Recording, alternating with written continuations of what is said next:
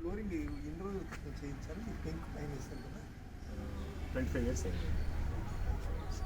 దీనివల్ల మీకు అంటే దీన్ని వేయడానికి కారణం అంతకుముందు లీకేజ్ ఉందని ఉద్దేశంతో లైట్ లీకేజ్ అండి, చాలా లైట్ లీకేజ్.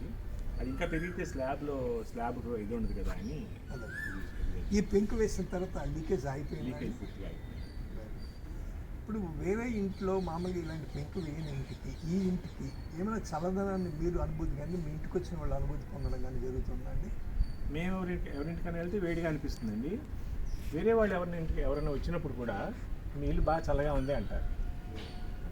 అప్పుడు చెప్తాం పైన టైల్స్ వేసి. 25 ఏళ్ళని ఇంత చక్కగా మెయింటైన్ చేస్తున్నారు గార్డెన్ మీద, చాలా బాగుందండి. Very nice.